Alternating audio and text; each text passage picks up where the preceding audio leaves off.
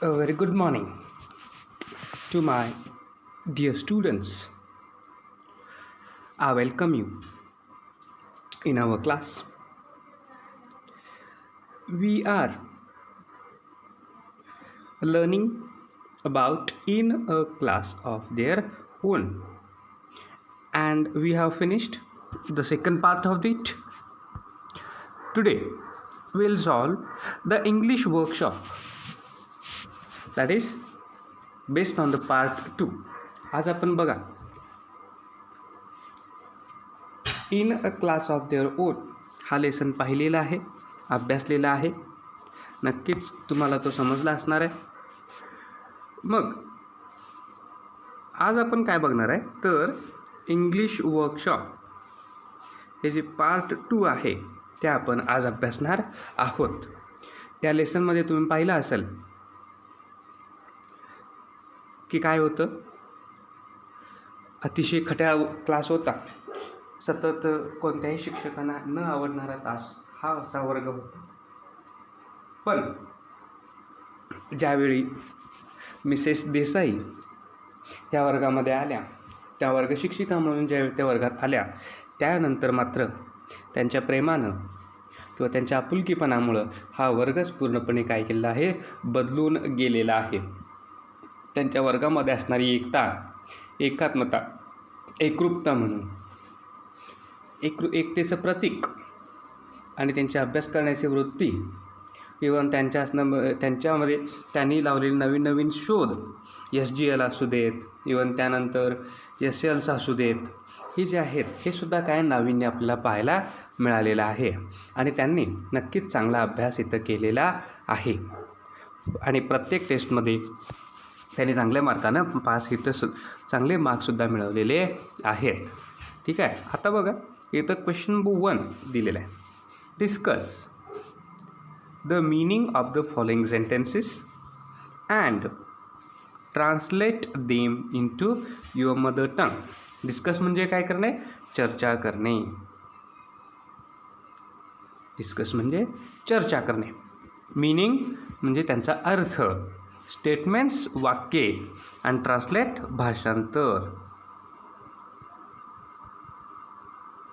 Translate म्हणजे काय, भाषांतर. इनटू युअर मदर टंग म्हणजे तुमच्या मातृभाषेमध्ये काय करा, त्यांचं भाषांतर करा. मदर टंग, मातृभाषा, बरोबर. ह्या मातृभाषेमध्ये तुम्ही काय करायचं आहे, इथं इंग्रजी वाक्यांचं काय करायचं आहे, इथं त्याचं भाषांतर करणं इथं अपेक्षित आहे. ठीक आहे. बघा खाली काही वाक्य दिलेत, त्या वाक्यांच्या विषयी चर्चा करा. तर चर्चा करा म्हणजे काय, कोणत्या हेतूनं ते आलेत, इवन त्याच्या मागचा संदर्भ काय आहे, इवन परिस्थिती काय होती, हे सुद्धा आपण चर्चा करणार आहोत. आणि त्यानंतर ह्या A to I ही जी वाक्य आहेत, ही वाक्य आपल्याला काय करायचे, त्यांचं मराठीमध्ये आपल्याला लिहायचे आहेत. ठीक आहे. आता पहिलं वाक्य बघा,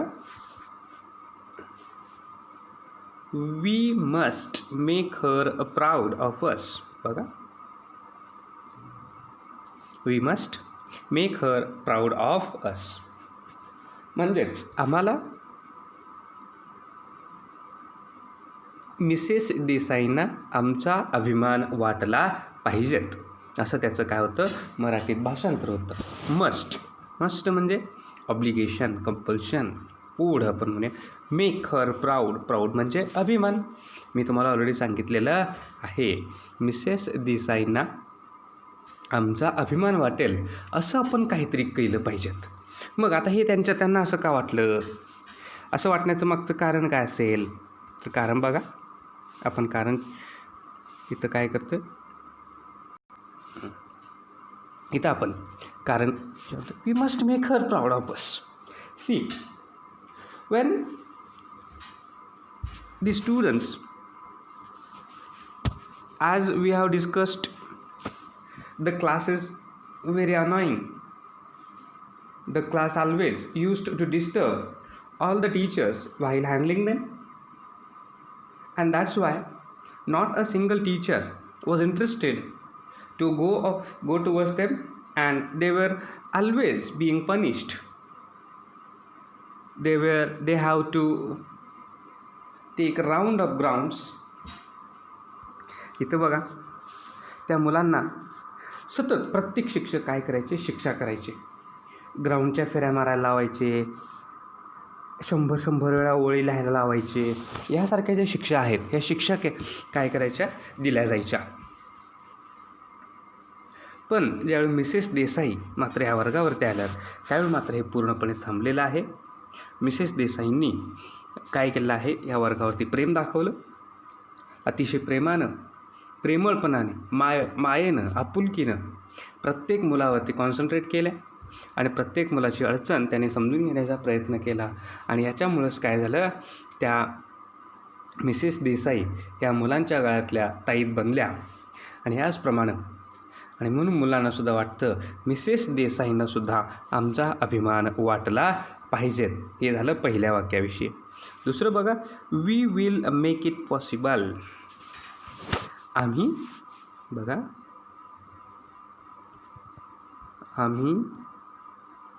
हे शक्य करू शकतो. We will make it possible. आम्हाला हे शक्य आहे. Will make it possible. आपण हे शक्य करू शकतो. पॉसिबल म्हणजे शक्य, इम्पॉसिबल म्हणजे अशक्य. ठीक आहे. मग आता हे असं त्या का म्हटल्या, विल मेक इट पॉसिबल. याचं कारण जर आपण शोधण्याचा प्रयत्न केला तर ज्यावेळी सगळी मुलं एकत्र आली, सगळी मुलं एकत्र बसल्यानंतर त्यांनी चर्चा केली आणि वाटलं की आमच्यापैकी कोणीच पास होणार नाही का, कोणाला चांगले मार्क मिळणार नाही का. It is highly impossible for them to get a good marks. परीक्षेमध्ये चांगले मार्क्स मिळवणं हे त्यांच्यासाठी काय आहे, खूप अवघड गोष्ट होती, अशक्य अशी गोष्ट होती. पण त्यांनी काय केली, ती शक्य करून दाखवली. अशक्य म्हणजे इम्पॉसिबल.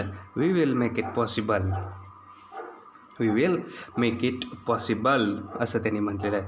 अशक्य असं काहीच नाही, आम्ही हे शक्य करू शकतो. असं हे काय झालं, दुसऱ्या वाक्याचं मराठीमध्ये ट्रान्सलेशन. तिसरं बघा, सी व्हॉट आय मीन. बघा, मला असं सांगायचं आहे किंवा माझं मत असं आहे. मीन म्हणजे मत, माझ्या मते असं म्हणू शकतो आपण, किंवा मला असं सांगायचं आहे असं आपण म्हणू शकतो. This will not do. This will not do. आता इथं बघा, हे असं होऊ शकत नाही, हे असं होणार नाही. Something is at work in this class, I am sure. आता हे कोण म्हटलं, something is at work in this class, I am sure. ह्या वाक्याविषयी मला मात्र काय लागेल, थोडं बोलावं असं वाटेल बाळांनो. आता बघा,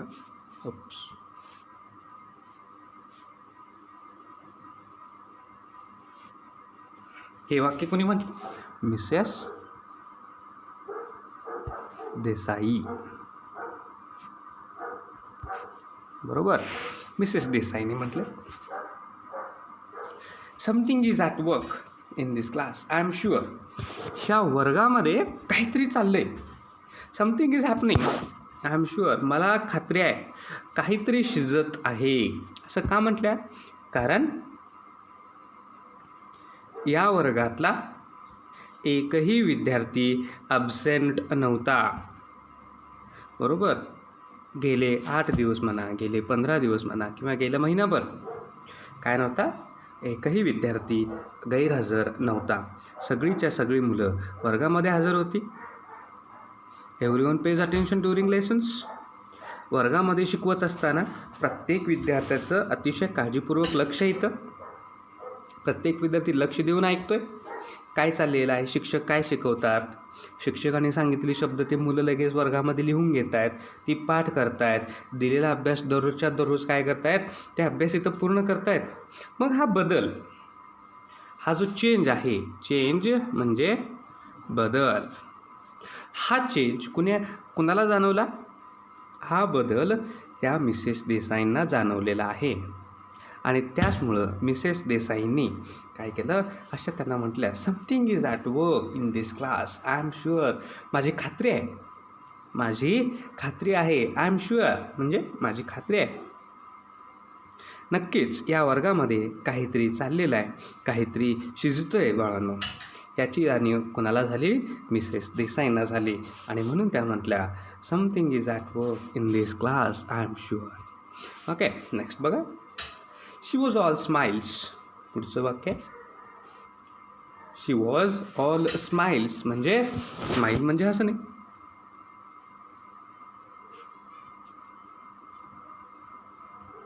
स्माईल म्हणजे हसणे. त्यांच्या चेहऱ्यावरती आनंद दिसत होता. काय दिसत होता? आनंद. शी वॉज स्माइलिंग. मग चेहऱ्यावरती आनंद दिसतोय, का बरं दिसत असेल? कारण सगळ्या विद्यार्थ्यांनी परीक्षेमध्ये चांगले मार्क्स मिळवलेले आहेत. ठीक आहे, म्हणून शी वॉज ऑल स्माइल्स. त्या खूप आनंदी होत्या असं आपण लिहू शकतो. असं आपण लिहिलं तरी चालू शकेल. Many of us did do well. Many of अस म्हणजे आमच्यापैकी खूप जणांनी परीक्षेमध्ये चांगलं यश संपादित केलेलं आहे. आता ही कोणत्या अर्थानं सांगा? या अर्थाने, ज्यावेळी सर्वच्या सर्व 60 विद्यार्थी, मुलं असतील किंवा मुले असतील, एकत्र आले, एकत्र येऊन ते काय करतायत, ते मात्र इथं एकत्र आले आणि अभ्यास करण्याचं ठरवलं. अभ्यास केल्यानंतर SL, सर्चलाइट्स, स्टडी गाईड्स आणि प्लॅन ऑफ ॲक्शन ह्याच्याविषयी त्यांनी याची योजना आखली. ही योजना आखल्यानंतर त्यांनी मात्र काय केलेलं आहे, तर अतिशय चांगल्या पद्धतीनं अभ्यास केला आणि त्या अभ्यासाच्या जोरावरतीच सगळ्या विद्यार्थ्यांनी परीक्षेमध्ये चांगलं यश संपादित केलेलं तुम्हाला पाहायला मिळेल. Many of us did do well. आणि म्हणून असं म्हणतात, आमच्यापैकी सर्व विद्यार्थ्यांनी चांगलं यश, बऱ्यापैकी सर्व विद्यार्थ्यांनी चांगलं यश संपादित केलं. Next one, I have let the whole class down. आता इथं बघा, नैना हे कोण वाक्य म्हणते? नैना. आता हे वाक्य काय म्हणतं? Many of us did do well. पण सगळ्या विद्यार्थ्यांनी जरी चांगले मार्क्स मिळवले असले, पण नैना मात्र पास होऊ शकलेली नाही. तिला मात्र खूप कमी मार्क्स मिळाले आणि त्यामुळं म्हणून ती म्हणते, I have let the whole class down. माझ्यामुळं संपूर्ण वर्गाची मान शरमेनं खाली गेलेली आहे, असं नैना म्हणते. तिला खूप वाटते, शी सोविंग, रडते ती रडत आहे. तिला मात्र खूप वाईट वाटतंय, सगळे पास झालेत पण मी मात्र नापास झालेली आहे. त्यामुळंच तिला मात्र खूप वाईट वाटायला लागलेलं आहे आणि म्हणून म्हणते, I have let the whole class down. She was sobbing. आणि ती अक्षरशः रडायला लागलेली आहे. ठीक आहे, आणि असंच इथं याचं वाक्य आपण काय सांगू शकतो? माझ्यामुळं संपूर्ण वर्गाची मान इथं खाली गेलेली तुम्हाला पाहायला मिळेल. अशा पद्धतीनं आपण पर्यंत वाक्य बघितलेले आहे. And the last one, that's a quite leap. Quite leap म्हणजे उडी घेणे. लीप म्हणजे उंचउडी आपण म्हणू किंवा गती घेणे म्हणू. गती उडी म्हणू आपण, किंवा उंची पण म्हणू शकतो याला. मग आता इथं बघा, दॅट्स अ क्वाईट लीप, खरोखरच सुधारणा आहे. खरोखरच आता ज्यावेळी नैना रडायला लागते आणि नैना रडत असताना मिसेस देसाई तिला जवळ घेतात आणि सांगतात, तिला आपल्या मिठीत घेत आहेत आणि म्हणतायत, तू खरोखरच हुशार आहेस. काय केलेस? तुला मागच्या टेस्टमध्ये 50पैकी फक्त 7 काय 2 मार्क्स होते,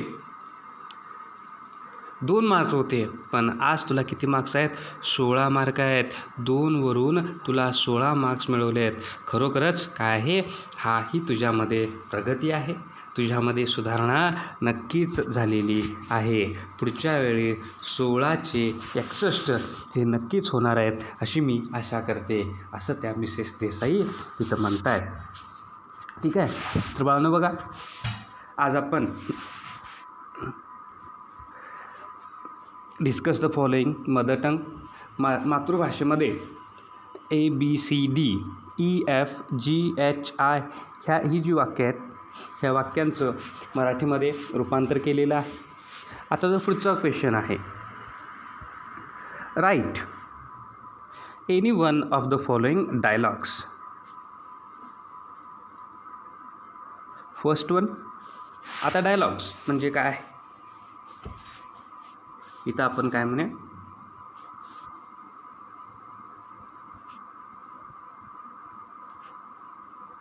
संवाद. इथं डायलॉग्स, तुम्हाला इथं संवाद लिहायचे आहेत, बरोबर. A dialogue between 2 friends about their studies. 2 मित्र बोलत आहेत, उभे आहेत ते, आणि त्या 2 मित्रांच्यामध्ये काय चाललेलं आहे? संवाद चाललेला आहे. कशाविषयी संवाद आहे तो? They are talking about their studies. ते त्यांच्या अभ्यासाविषयी इथं बोलत आहेत, अभ्यासाविषयी बोलायला लागलेले आहेत. हा संवाद तुम्हाला लिहायचा आहे. आता संवाद लिहित असताना बघा, इथं तुम्हाला पेज नंबर 30 वरती पाहायला मिळेल. 30 वरती सुरुवातीपासून हा जे सगळे डायलॉग्स आहेत, सगळे डायलॉग कशाविषयी आहेत? हे अभ्यासाविषयीच आहेत. हे तुम्ही लिहू शकता, किंवा याच्या पद्धतीनं तुम्हाला जे वाटतील ते तुम्ही लिहा. त्यानंतर a dialogue between a teacher and a student about studies. Studies म्हणजे अभ्यास. दुसरा डायलॉग आहे तो तुम्हाला, पहिला डायलॉग काय होता? 2 मित्रांच्या मधला होता. 2 मित्रांच्यामध्ये असणारे तुम्हाला डायलॉग्स लिहायचे आहे. दुसरा डायलॉग आहे तो शिक्षक आणि विद्यार्थी ह्या दोघांच्या मधला डायलॉग इथं लिहायचा आहे. आता ह्या डायलॉगमध्ये लिहित असताना तुम्ही काय लिहू शकता? Suppose you have a doubt. तुम्हाला गणितामध्ये एखादी अडचण आहे आणि तुम्ही ती माने सरांच्या सोबत चर्चा करून सोडवण्याचा प्रयत्न करताय आणि माने सर तुमच्याशी बोलतायत. मग हा डायलॉग्स इथं काय करायचा आहे? तुम्ही लिहायचा आहे. आणि त्यानंतर a dialogue between a parent and a child about studies. इथं तिसऱ्या डायलॉगमध्ये तुम्ही काय लिहायचं? तुम्ही आणि तुमचे वडील, आई वडील दोघांच्यापैकी कोणीही, पेरेंट म्हणजे पालक. इथं तुम्ही काय लिहू शकता? इथं तुमच्या अभ्यासाविषयी सांगा, अभ्यासातल्या प्रगतीविषयी सांगा. हे इथं आपल्याला लिहायचं आहे आणि तुम्ही ते मला लिहून पाठवणार आहेत. पहिल्यांदा तुम्ही मला ते लिहून पाठवा, त्यानंतर मी तुम्हाला करेक्शन सांगतो आणि त्यानंतर मी नक्कीच तुम्हाला हे 3ही डायलॉग लिहून पाठवेन. त्याच्याविषयी आपण पुन्हा एकदा चर्चा करणार आहोत. ठीक आहे. त्यानंतर what rules would you like to make for yourself or your class.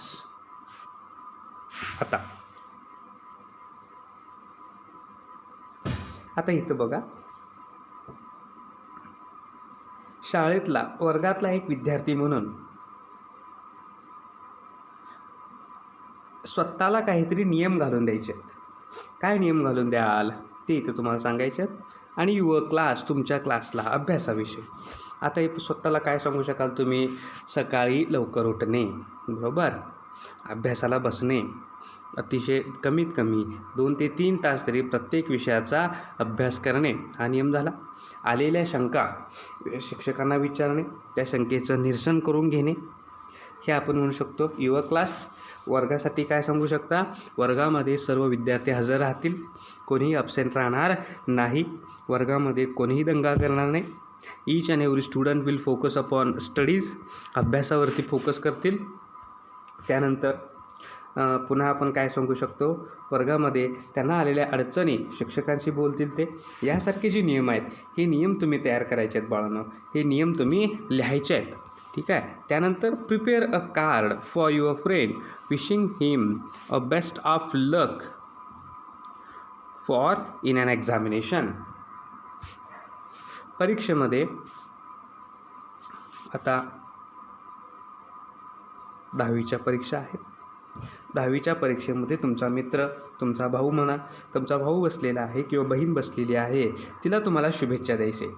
त्यासाठी काय करा, एक शुभेच्छा कार्ड तुम्ही बनवायचं आहे आणि ते तुम्ही बनवून मला पाठवणार आहात. या पद्धतीचं बनवा, एक असं अतिशय सुंदर असं शुभेच्छा कार्ड बनवा. बेस्ट ऑफ लक म्हणा, काही तुम्ही फुलं काढू शकता. बरंचसं तुम्ही काय तुम्हाला जे डिझाईन येतं, आता चित्रकला आहे तुमच्या चित्रकलेला इथं वाव आहे. चित्रकलेचा वापर करून तुम्ही काय करा, तुम्ही शुभेच्छा पत्र इथं बनवा. काय सांगायचं त्याच्यामध्ये, परीक्षेसाठी तुला शुभेच्छा, याच्याविषयी तुम्हाला जे काही सुचतं ते तुम्ही लिहा. Find and write 3 examples of each of the past, present and future from the story. आता इथं बघा, पास्ट, प्रेझेंट अँड फ्युचर. इथं मात्र find and write 3 examples of each past, present and future. आता इथं पास्टमध्ये, पास्ट म्हटल्यानंतर ज्याचा शेवट ED ने होतो, प्रेझेंट ING म्हणून, अँड फ्युचर विल ने होणार. ही जी शब्द आहेत ती शब्द लिहा किंवा वाक्य लिहा. वाक्य लिहिलं तरी अतिशय उत्तम होईल. 1 moment. Past, present and future.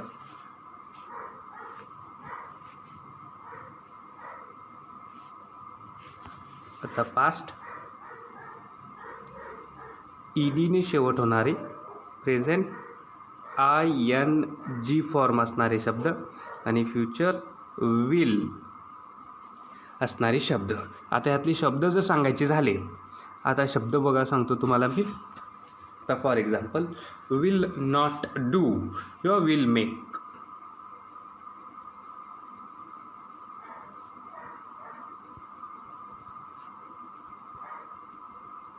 Will make हे झालं फ्युचर टेन्स आपण म्हणूया. त्यानंतर गिविंग प्रेझेंट झालं. पुन्हा आता पास्टमधलं एक राहिले बघा, कोणतं, ट्राईड. असे जे शब्द आहेत, ही शब्द तुम्ही काय करायचे आहेत, लिहायची आहेत. ट्राईड बघा, TRIED, ट्राईड म्हणजे पास्ट आहे. प्रेझेंटमध्ये गिविंग, GIVING, गिविंग म्हणून. आणि विल मेक ह्यासारखी जी शब्द आहेत, ही शब्द तुम्ही शोधायची आहेत. कमीत कमी 3 उदाहरणं तुम्ही लिहायचे आहेत. किती लिहिणार आपण, 3. We have to find out 3 examples of each. ह्या पद्धतीनं तुम्ही काय करा. आता ऑलरेडी मी 3 दिलेत तुम्हाला. ह्या पद्धतीत दुसरी 2-2 तुम्ही शोधा किंवा 3-3 शोधा. जेवढे सापडतील तेवढे काय करा, तुम्ही लिहा. पहिलं बघा, tried, TRIED. Second one, giving, GIVING. And the last one, will make. असे शब्द तुम्ही लिहिणार आहात. ठीक आहे.